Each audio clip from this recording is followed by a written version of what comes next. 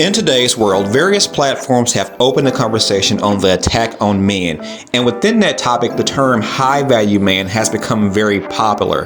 The high-value man is often considered the 1%, and when doing a basic Google search on what is a high-value man, Google says, online culture defines a high-value man as a respected, successful, likable, confident, and attractive man.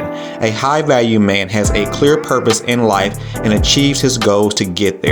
He is always learning to better himself emotionally, mentally, and physically.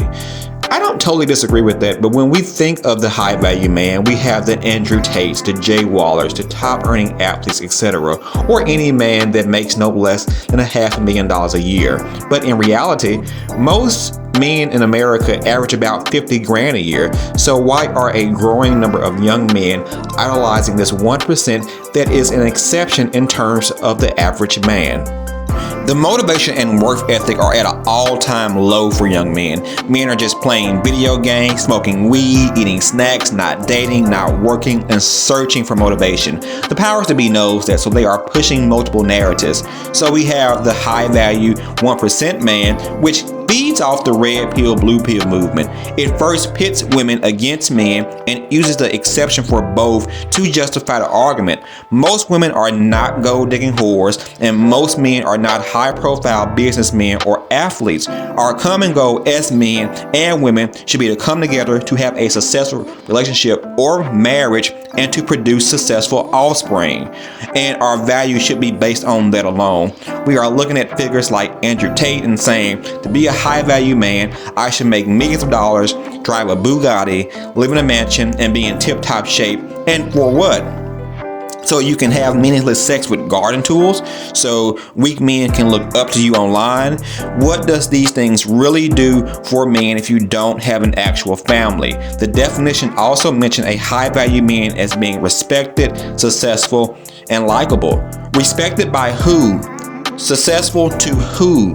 Likable to who? These terms are very subjective, and let's be honest, men can be all three of these things and be completely miserable and depressed on the inside. Trying to achieve what influencers are pushing on us does not actually bring happiness to men. It just leads us to chasing or dreaming of this fantasy.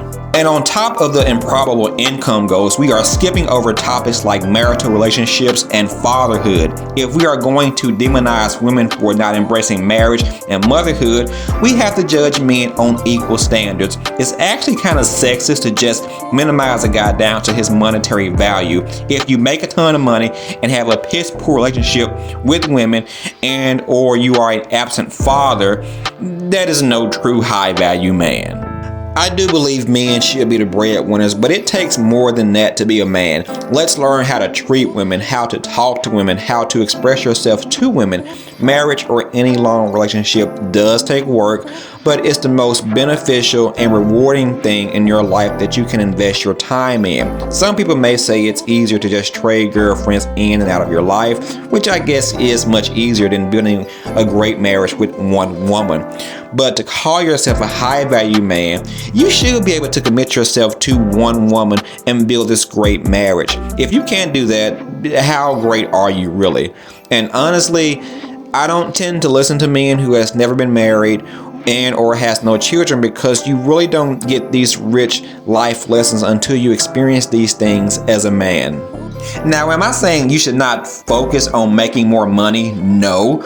I know things are expensive and your income does not automatically increase with the economy. So men should be looking for ways to increase their income if it's needed, but that can't be your ultimate focus. If the average man's income in America is 50 grand a year and you make 100 grand a year, you should be fine if you learn how to budget, invest, and use your time wisely.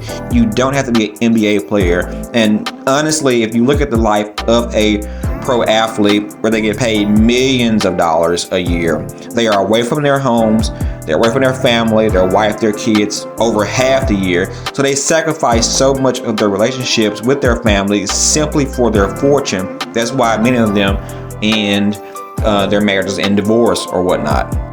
So let's redefine the meaning of being a high value man. Let's not focus on the money, the number of girls you can get, the car you drive, but let's focus on how we can control our emotions, express our thoughts, have a meaningful marriage, be the best father we can be in the best health for the benefit of our family. Don't be locked into what social media is pushing, but lock yourself into becoming the most functional version of yourself.